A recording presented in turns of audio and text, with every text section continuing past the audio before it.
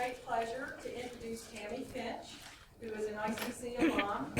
And Tammy is going to tell you a little bit about the business she and her husband co-own, and then she's just going to lead right into the presentation that we're going to hear from her today. So thank you again for coming. If any of you have suggestions of future topics or talks you'd like to hear, please be in touch with one of the offices co-sponsoring, and we'll try to make that happen. Thank you very much. Thanks, Elaine. So thank you so much. Can everybody hear me in the back there? Thanks, great. So thank you so much for having me here. ICC sure has changed since I was here. I know Patrice, and I was having a conversation with her about how when I went to ICC, they were just getting started with the correspondence classes. So I don't want to tell you how old I am, but you know I'm old with that going on. There was no technology, no computers. So, but I'm so happy to be here. And I really love this topic of online reputation management. I talk a lot about social media. It's kind of played out, you know, with businesses. But it's still really important. This is how people are finding us, right? This is how people find their news, how they get caught up on things, how they connect with their friends. So this is a different group than what I usually talk. I usually talk to business owners who are wanting to get started with social media and do marketing and that type of thing. So real quick, I just want to talk about me for just a minute. And like Elaine said, I own Web Tech Services in East Peoria. We're down by the junior high if you need your computer repaired. But I'm the website part of that. So I'm web services. I do all of the websites, website hosting. We manage social media for clients. So there is a job if you like doing that sort of thing. There's lots of jobs for that. And we actually manage quite a few accounts for other businesses. It's busy, you know, but people, they just don't have time. They don't want to bother with it. They're busy running their own business. So, you know, it's a fun thing to do, very time consuming, pretty spammy. People try to sneak in, you know, their weight loss videos or whatever they're trying to put on. And so we have to kind of manage that. But I also, a national presenter on social media. It's a hot topic. I get a lot of cool free trips, so that's fun. And most important, I'm a mom of 2 beautiful girls, also ICC students. So how about that? It's all in the family. But I really just wanted to explain to you what I do. And I want to share some stories about what my clients are going through online. It's rough. You know, I have, my kids don't have too much trouble, but I've seen some of their friends' profiles. It's kind of ugly. And, you know, I want to talk about how to get that cleaned up, some tools that you can use to do that, and then how to present yourself professionally online, no matter what you're doing. If you're trying to get a job, you're trying to do business with somebody, this is kind of how people are looking at other people. So it's a good resource too. Talk about your your personal online profiles, presence. I want to talk about professional online reputation, how to get those things cleaned up, and then moving forward, what are you going to do? Again, people are going to go out and Google you, and either not just to hire you for a job, but maybe to do business with you also. I have people all the time. Well, I saw an article about you, you know, from like 3 years ago. And I know that they're out Googling my name. And to be honest, I had to go out and do a little bit of cleanup myself. So, you know, I'll just try to explain some of those things and try to guide you along on how to do that. So here's the thing, you know, sometimes people, they're normal in person, they're great, you know, very well-mannered, but when you see them online, it's totally different. And, you know, you have to kind of think about what you look like to other people. And my niece is always complaining about, she's in her 20s, she's always saying, well, people are judging me, you know, don't judge me. Going, this is how it is, you know, people, and they're not judging you, they're just saying, well, if I can hire this person, or should I hire this person? And this is kind of how people are looking. she had a little small business, which I thought was great, but I said, you got to clean up that profile if you want people to buy from you or to do business with you. They don't want you coming to your house, to their house. So you have to think about your professionalism and what you look like online. And really, really go and look at it.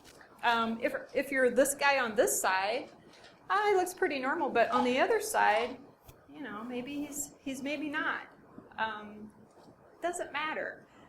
Here's a girl who was wanting to come, and she had contacted us. I have this little rental property in Peoria, and she wanted to come and look at the house. So I went and looked at her profile. I'm like, I don't think so. I like the other girl that's working. She has 2 jobs. She, has her family on her profile. She's got normal job listed instead of, she smokes weed openly, and she doesn't even live in Colorado. She's like in Wisconsin. So when you're talking about illegal things that you're doing, it kind of like ruins your credibility a little bit, doesn't it? So not a good one. And then this is a guy who worked for Oracle, had a great job, and this is from like 2007. He makes a joke about it, that this is what he was tweeting, that he wasn't working. He didn't want to work. And, he makes a joke about it now, but back then, Oracle could have easily saw it and said, you know what, you're not working, so you're fired now. And you have to kind of watch what you're saying, too. It really does matter. People are actually reading it. And here's your teacher that wanted to stab. I hope Pam never tweets something like that.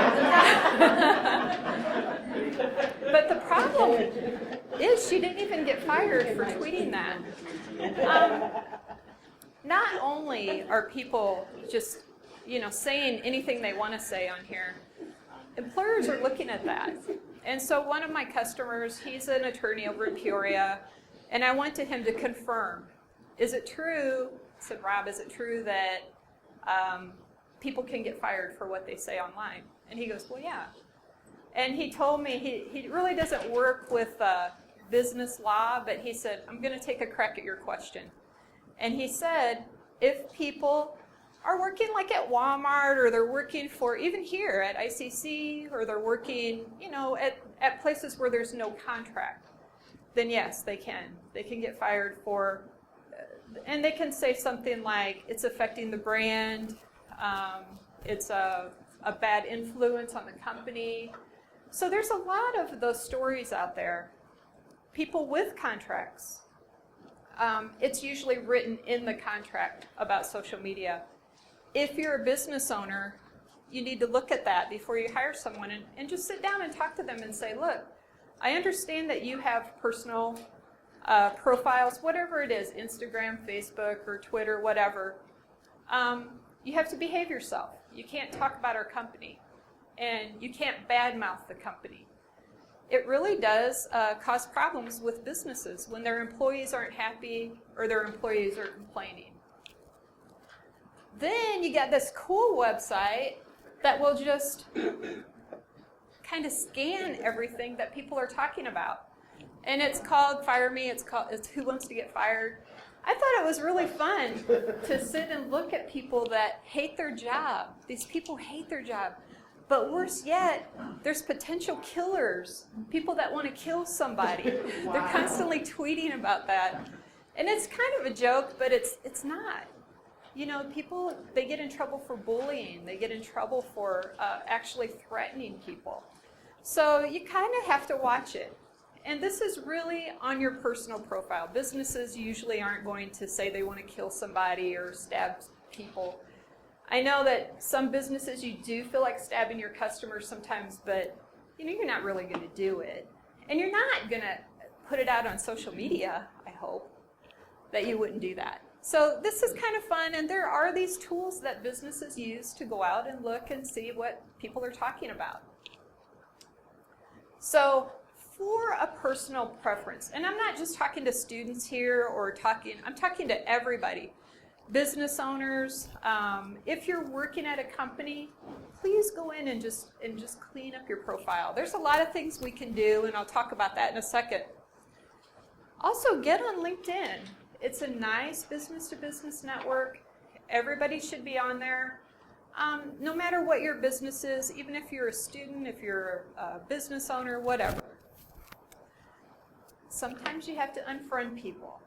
And they take offense to that, but sometimes you have to say, look, I don't like what you're posting, and you're connected with me, and, you're practicing hate. I mean, people are, they want to vent on here. So sometimes you do have to unfriend some people. But set some ground rules on sharing and tagging.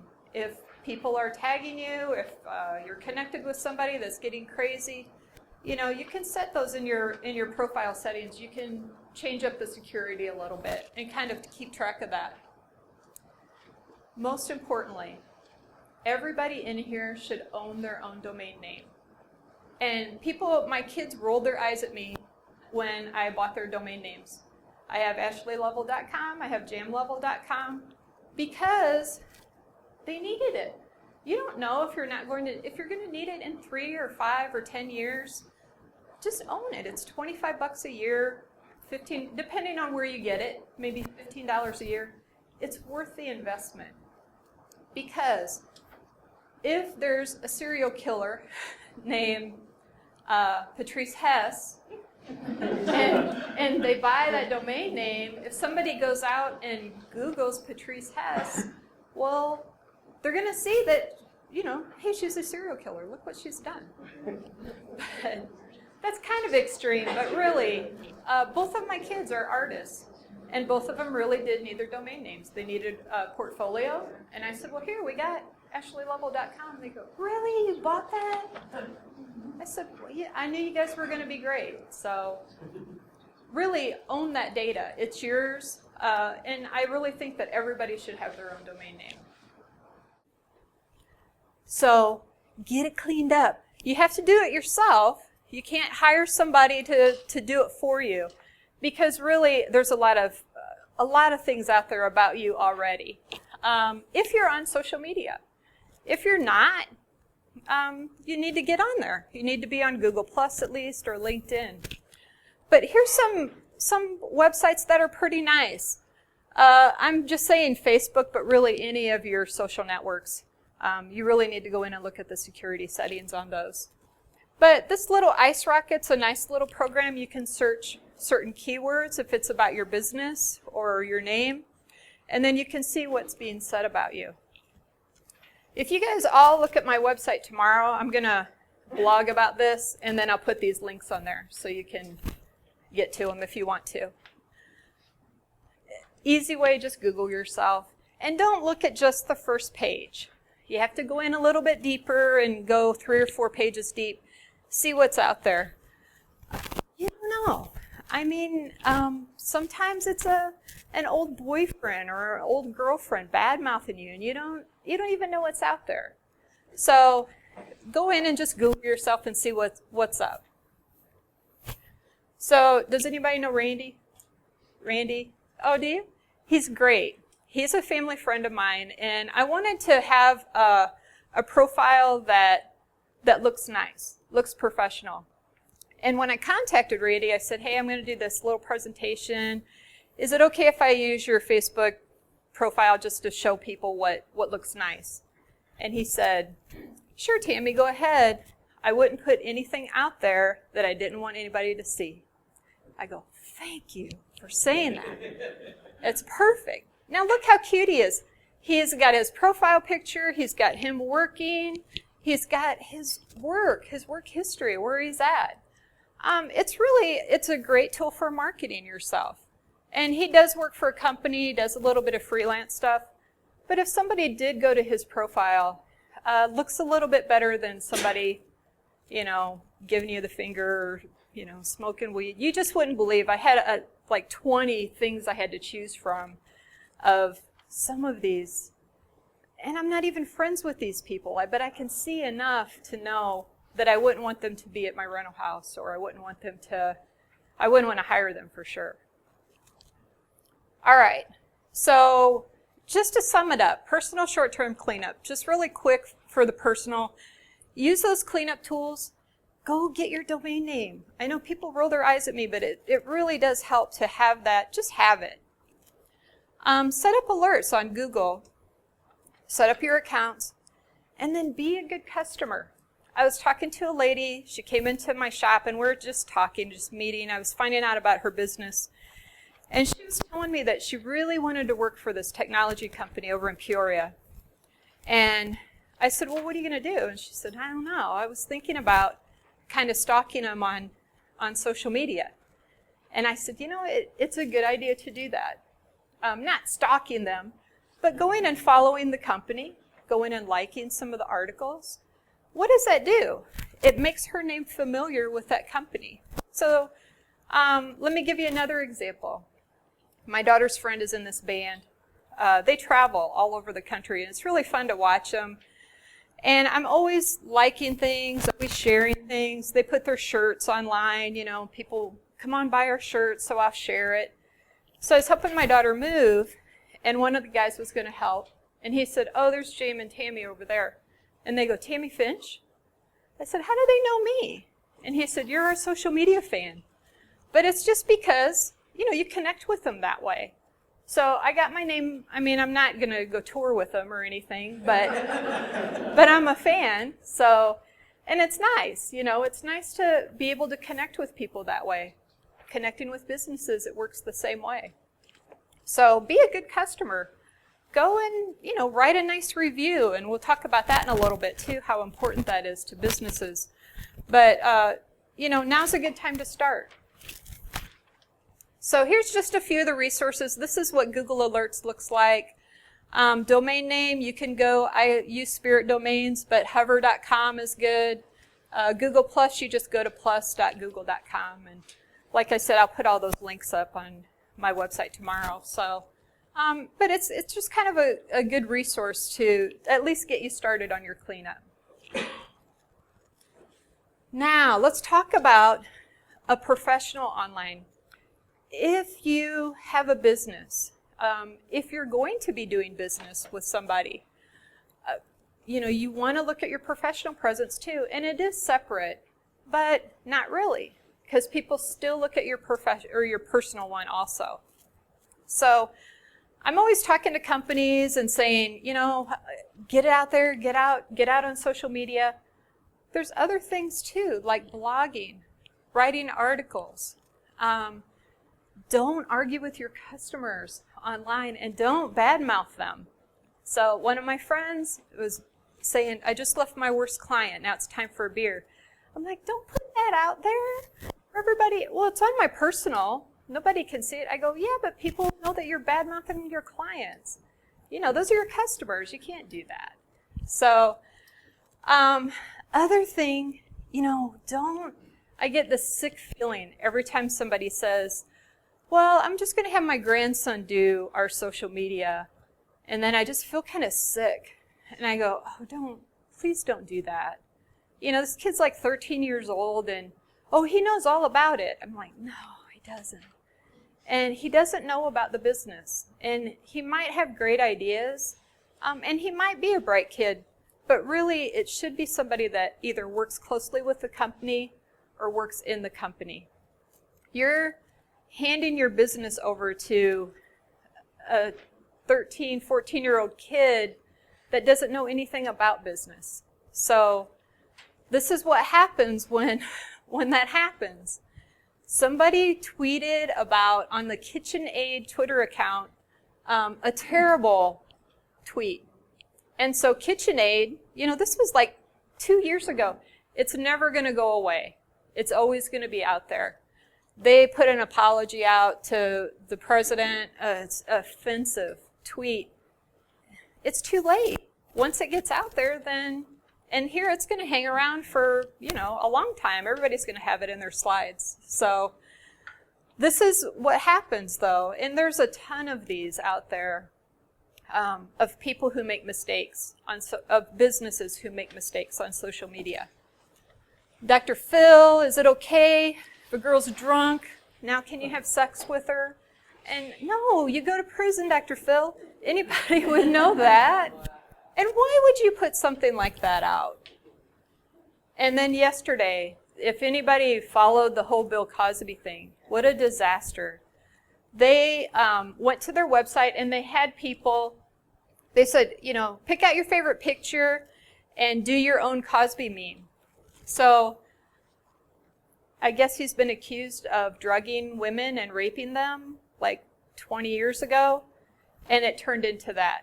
First couple were, something about pudding and something about being funny. Then people got on this whole terrible, terrible rape bandwagon. And this was one of the tame ones, just being drugged. It was really bad. And they ended up taking it down. They probably spent a lot of money on the campaign. But I would have never done it that way. You never want to give the internet control over your social media. When you turn something over to the internet, people are very creative. They're really good with Photoshop, and it just gets ugly. So you always want to keep control. What I would have done was just made my own and then shared them out on social media, let people share them, and, that way you have control over what's being said. So you just never want to turn things over to somebody else. Oh, there's Dr. Phil again. So lots of traffic out there. Yeah? I actually had a question about sharing something with someone else. Couldn't I do that though to anyone? Couldn't I just Google a picture of Barack Obama and make my own meme without... Yeah, you could. Story and that would be shared like that? But they were asking for it. And so when you ask for it, you're going to get just what they got. Like the 50,000, I don't know, there were just tons of them. Some of them were kind of funny, but it's not a good topic, obviously. So lots of traffic going on. People are tweeting, they're on Facebook. Look how many people sign on every day.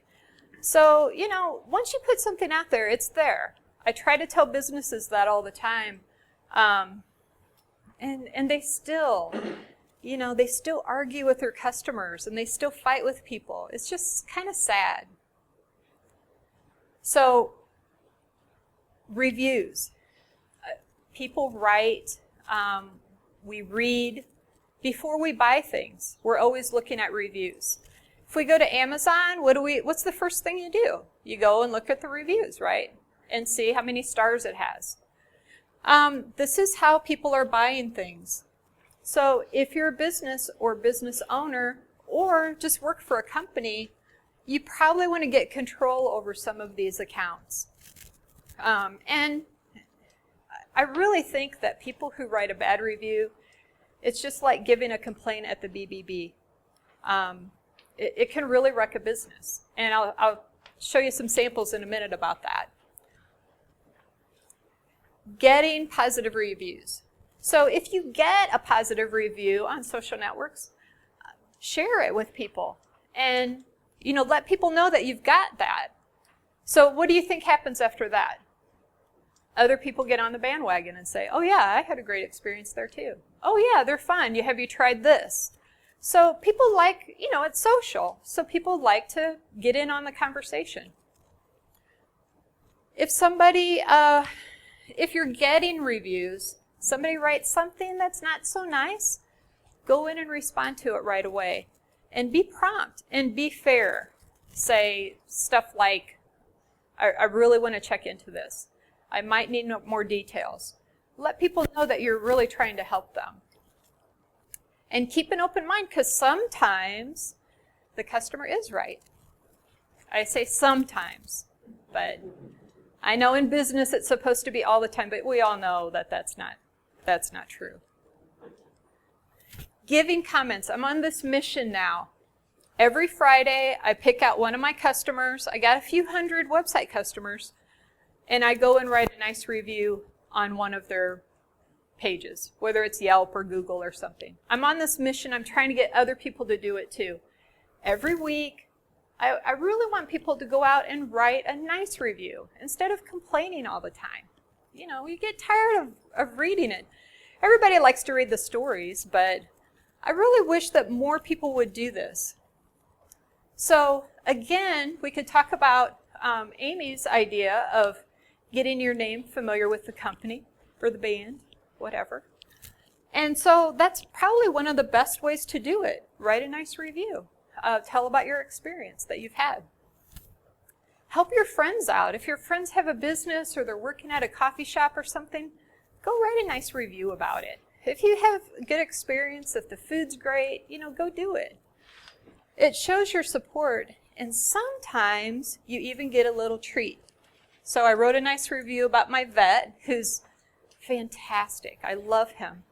He takes such good care of my animals, and everybody that I know that goes to him loves him too. But I wrote a real nice review on Google about him. I was on Yelp. I wrote another nice review about him on there. And I went out to get my dog her food that she has to have. And he said, "Thanks so much for writing that." And I go, "Dr. Brown, you're great. Everybody loves you. You're great." And he said, "Well, here's a little treat for you." And he gave us this little gift basket, for writing. And I didn't do it for that, but it was nice to get something free. So, but it does make a difference for businesses. They get better search rankings. They're more visibility when they have good reviews. So here's an example of somebody responding to a good review. And I know it's really tiny to see, but I'll just read you a little bit. This lady wrote, "How come everybody here's so nice?" And the other lady, the lady of the hotel, responded, "Everyone's so nice because we have the best guests." And then she goes on to talk about how they know what works. They have free coffee. They have free wine. It's funny how she works that in to a thank you. But I think that that's a really good response. And I think when you get something said about you that's nice, just go say thank you to them. And this was one that, I didn't put the whole review in there because it was a big, long, drawn-out thing. But we're saddened to hear that your comments about hospitality and service. The lady was complaining because the service wasn't that great or whatever. So, but it's good that you go in and respond to bad reviews too, because sometimes you might not know what your customers are doing. So looking at those, it's going to help your business too. So I have a catering service that I've been working with, and this poor guy, he called me and said, "Tammy, man, my business usually we're doing 4 or 5 events a week, and I'm down to 1. I don't know what's happening." I Googled him. He had some really bad reviews. And I said, I think what we could do is I would respond to this lady because you could tell that she was really unreasonable. The whole big 3-paragraph thing was the food was great. He showed up on time. Everybody liked the food. It was hot. It tasted great. But he didn't put lemon in the water. That's what this whole big, and I go, really? Of that? Something silly like that. And, it just isn't fair. And so I figured that it wouldn't be a good idea to respond to hers because it seemed like she was unreasonable. It could get into a big shouting match. So what we did is we asked some of his other customers to just go and write some good reviews. So now he's up to 4.5 stars thanks to only 7 people who wrote good reviews on him. It does make a difference. Same with a coffee shop I worked with, 1 bad review. That was all he had. And he said, I don't think it's really affected my business. And I go, yeah, but it looks bad. So let's start asking people. And so his customers were on a mission. We put something on his Facebook page, and those people went to Yelp and just buried that bad review. Everybody's good now. 5 stars on him. Everybody's great. And then I worked with a CPA in Chicago. It's a different story. He got bad reviews from somebody that worked in his office. The guy, I guess, smelled bad. He was rude to people. And my customer didn't know anything about that. He had quite a few employees that were working with him. He had no clue. So he went to the guy with the reviews and he said, what's going on here? And the guy said, yeah. Well, and he was cussing and saying that he's tired of working with clients, and so he ended up firing him. Because he can't have somebody like that working for you. That's your business. So then we responded back on the reviews. This guy no longer works here. We're really sorry, if we would have known this was happening. And so we get to tell our side. Hopefully those people will come back. I think they will. So professional short-term cleanup, like I said, set up accounts on Yelp and Google. Ask for reviews. People will do it. And then set up the monitoring, like Google Alerts, and use some of those tools to monitor what people are saying about your business.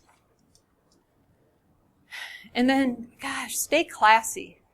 I see so much, because we're online a lot, managing these accounts. But I want to read you this little excerpt. Patrice heard this last time. This is a restaurant in Peoria that responded. They put this out on their Facebook page. They said, why don't people get it? It's lunchtime. We're very busy. So there's an hour-long wait for a table. If you come here, expect to wait. That's how I read it. I can't see any other way of saying that. And when I read it, I'm like, gosh, why? You don't want people to come to your restaurant? So I rewrote it for them. I didn't send it to them. I just rewrote it in my head. And I said, just a reminder, we have call-ahead seating for the lunchtime crowds. Thanks to you, we're very busy, but we will do everything we can to make your visit spectacular. Does that sound a little better than expect to wait if you're coming to our restaurant? That's terrible.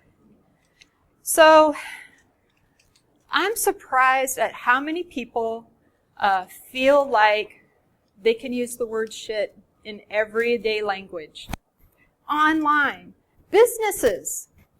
And there was a fitness. When I'm lifting heavy shit, I can do, and I'm going, what? Don't say that. Because, you can alienate people by doing that. Some people are offended by profanity. Some people block profanity on their social networks. So, and I always used to quote Will Smith's grandma. Everybody knows Will Smith, right? His grandma told him when he was first writing raps, she told him, there's better ways to express what you're feeling besides profanity. And I told that to my kids. I told it to these physicians I used to work with. And one of them complained on my review and said I called him stupid.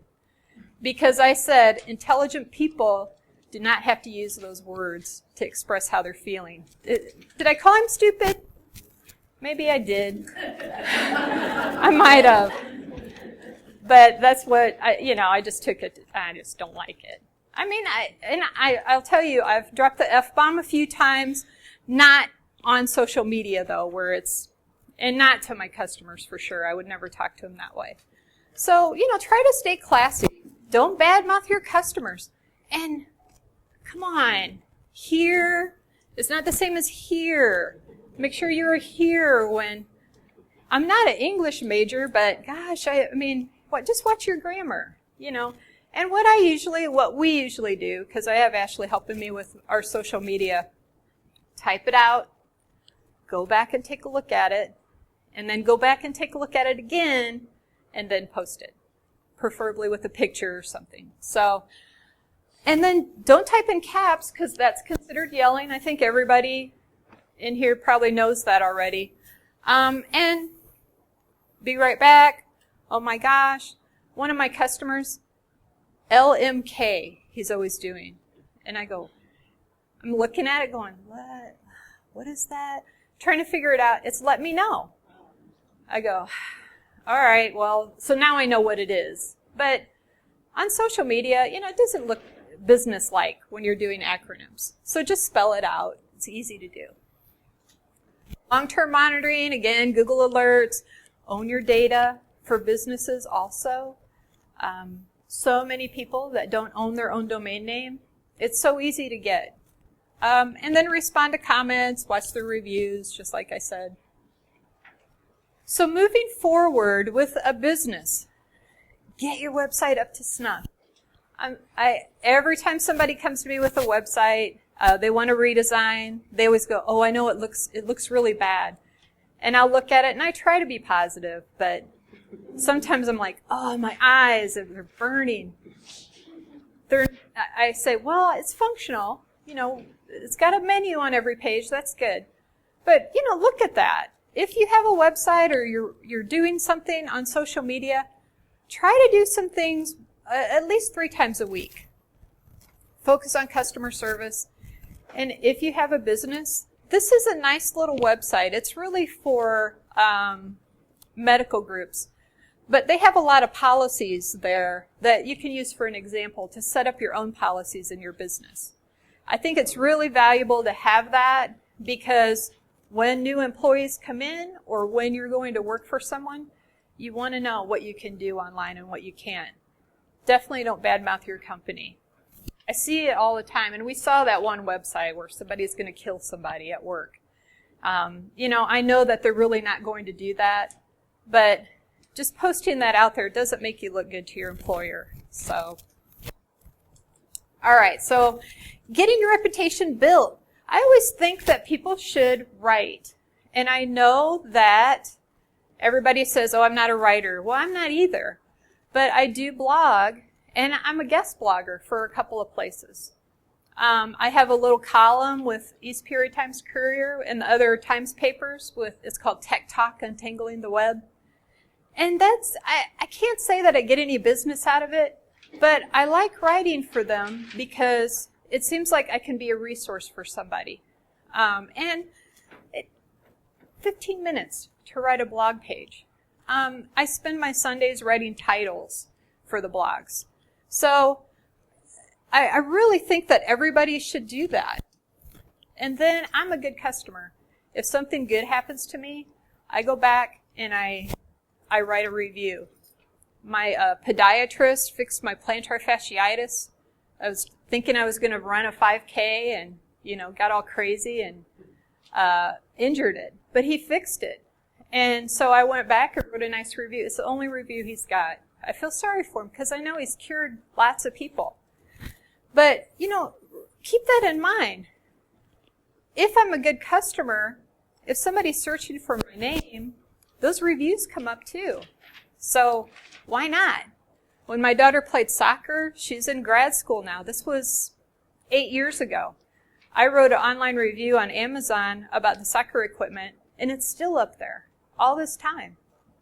So it doesn't hurt. Being a good customer is a great thing. And again, listening to your customers, connecting with others, and that type of thing. We still have to do that. So be a guest blogger. Everybody's got some kind of content website, and they're always looking for people to add to the content. The more content, the bigger it is, the bigger the site gets, the more visible it is to other people. Then they can sell their advertising and, kind of justify people spending money there. Listen to your customers. If they're complaining, find out why. And then you want to be wherever your customers are. If they just want to connect with you with email, then just do that. If social media, find out what social network they're on. If they're a Facebook fan or Instagram, then connect with them on there. And then also networking in person, things like this. It's really a great way to meet people. The chambers all have business after hours. There's always some kind of event that somebody can go to try to connect with other people. Any questions for me? You social media people. One? Yes, Pam. Where do you blog, Tammy? What's a good site to go to? Well, I blog on my own website. You can blog. I know Peoria Life is always looking for writers if you want to be a guest blogger. If you want to set up your own blog, you could do something like, just use Blogger or WordPress, or if you just want to set up your own, you can do that for free. But like I said, have a domain name, have your own little website. It really does make a difference. If people are searching, you want to be proactive and put good information out there and have a lot of it, because when people are looking for you, that's what they're going to come across, is all the good stuff. So even if it's you writing it, it's still going to be visible. Did that help you? Thanks. Yes, ma'am. I work at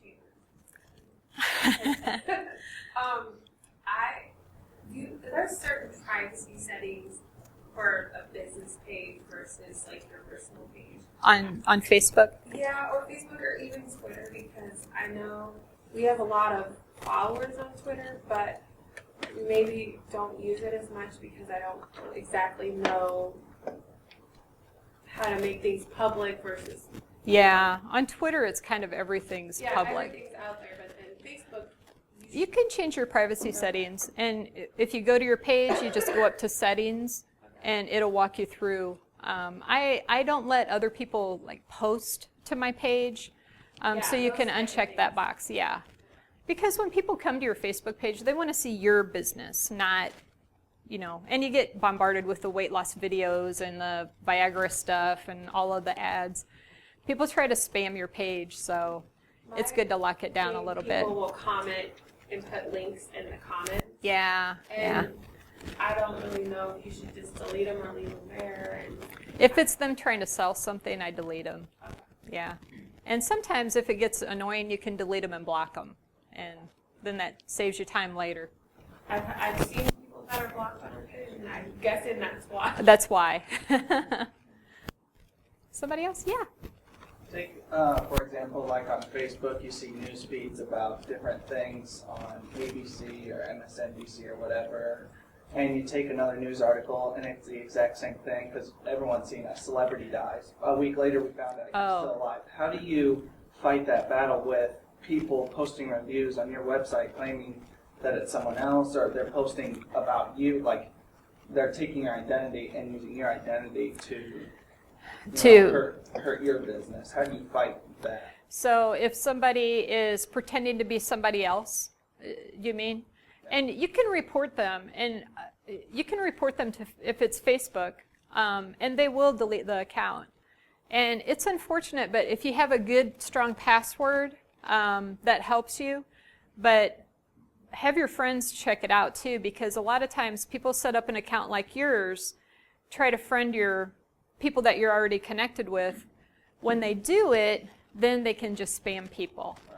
And then they can merge the accounts, and that's how people end up losing their accounts. So if your friends, usually they'll tell you if that happens, and then you can just notify Facebook.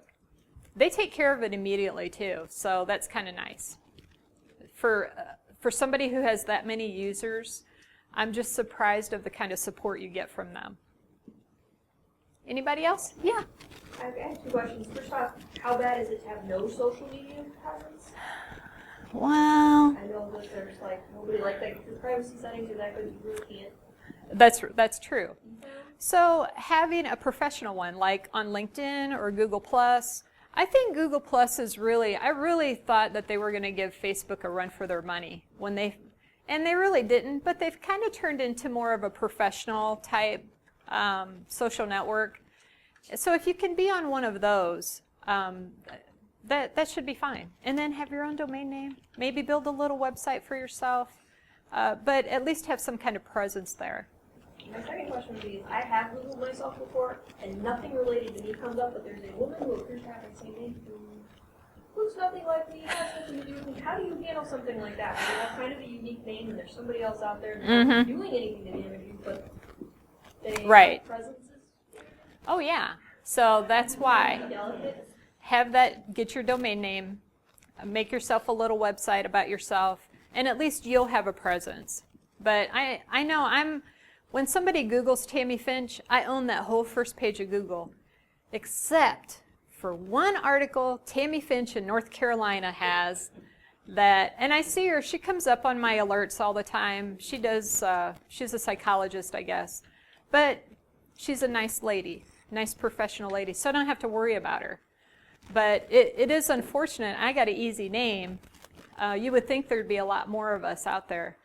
But if you have a name that's, unique, and then there's somebody else that has the same name, sometimes they just look at the feed and that's enough for them. They don't investigate like they should. And when I say they, I mean like HR people or employers. So maybe just getting your own domain name and putting something out there. Yeah. But isn't that like for searching on their behalf? Like, It is, yeah. I wouldn't want to work for a company that wouldn't take the time to make sure that this is the actual me compared to someone else who happens to. And most of the time they do. You know, if it's an HR person, they do take the time. It's easy for them now. You know, before, I mean, they had no idea. Now they've got a lot of information at their hands, at their fingertips. So yeah, you're right. You know, they should take the time to go and look. But you also want to give them something to look at too. Yeah? For example, if you want to build a web page, which one would you say is the best tool for it? We've been using WordPress, and I really like it. I like it because it gives you a good foundation. There's a lot of cool plugins that you can use, and it's really a good tool. As long as you keep it updated, use good passwords. I like that. I like WordPress. Anybody else? Yeah? When you're a business and you are on many social media platforms, do you unite them into a consistent front, or do you have each of them tailored to their respective audience? So, yeah, and it kind of depends on your business, because I see a lot of people connecting their Facebook page to their Twitter account, so when they put something on Facebook, they have to, people go back. It's kind of nice to do something different, you know, to each one, but a lot of times people don't have that kind of time, so they'll use tools like Hootsuite or I think TweetDeck or something like that. But you can always schedule a lot of things too. So I'm trying to get people to do that more, especially on Facebook, just trying to schedule their post to come out. I always think you should do something different on each network, if the time allows. Anybody else? Yes, ma'am? But if you have a new business, and let's say you're putting everything out on social media, about how much time should you expect to spend on social media each week?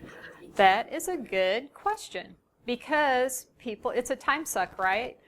I mean, you get on there and you have this, I'm going to write this one post and I'm done. And an hour later, you're looking at cat videos and talking dogs and somebody's kids you don't even know.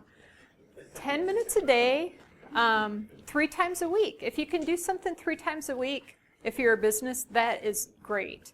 If you can do something every day, of course, that's better.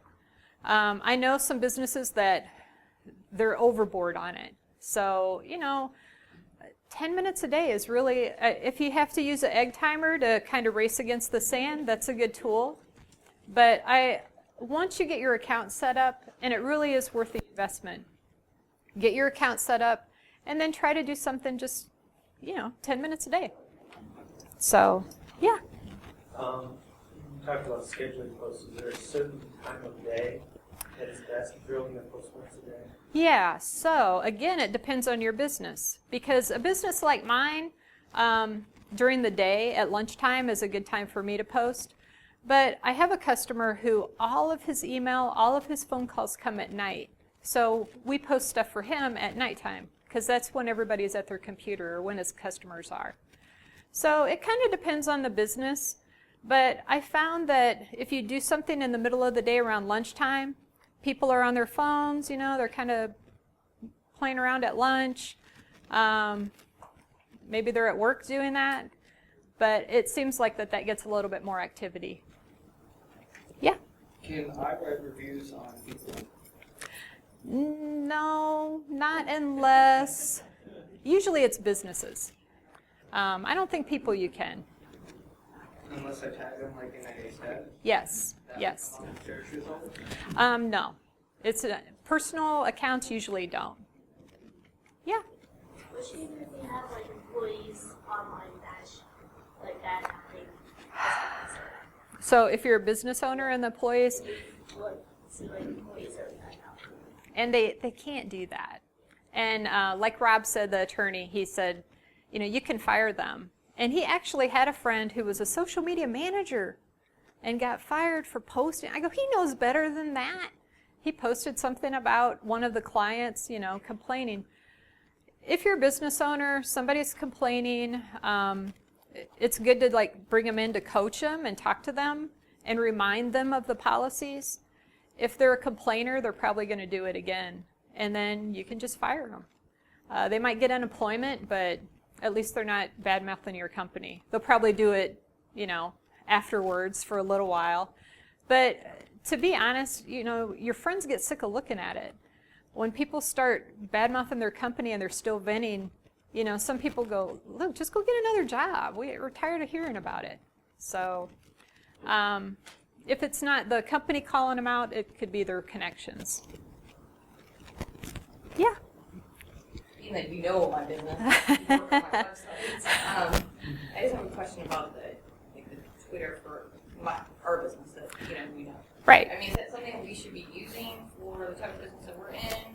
Yeah, why not? Okay. I think so, and there's always something to say. You can always talk about, and Twitter's good because you don't need a whole lot to say, and you can tweet pictures, and people love the pictures. So I think so. Yeah. I think we can take some more questions. Oh, okay. Sure. So I know if I complain about my company, I can get fired. But if I was already hired at a place and I started posting myself like underage drinking and doing all these drugs, can they fire me for that, or do I have to relate it to the company? You don't have to relate it to the company. If you have in your profile mention of the company where you work at, they can. Because they could fire you for something else. That's probably what will happen. Yeah. And so I listen to a podcast. I like to listen to That Complicated. It's this little radio program. And they talked to the guy. He was like higher up at PayPal. And PayPal had a little bit of bad publicity. And they said, well, how do you handle that? Because you're on everything. You're very social. And he said, I don't talk about it. It's not my company. I'm not the owner. If somebody asks me, I just refer them to PayPal. And that's a good way to do it. Stay diplomatic. It's good for your personal profile, too. So one more question, Elaine? Anybody? Come on, we got one more. Yes, sir. Do you think there's social media sites that are better to stay away from, that seem unprofessional for business to be on? Yeah, I don't know. I mean, I think the main ones are good ones to stay on. LinkedIn, very professional. Facebook business page. Pinterest is even good. And Twitter, Instagram, and then just stay there. That's plenty. And really, you don't even need all of those. But a lot of people feel like they have to be everywhere. And then you're spreading yourself a little bit too thin. So if you can focus on 2 or 3 or 3 or 4 and just stick with those, the bigger ones. All right. Well, thank you very much, everybody.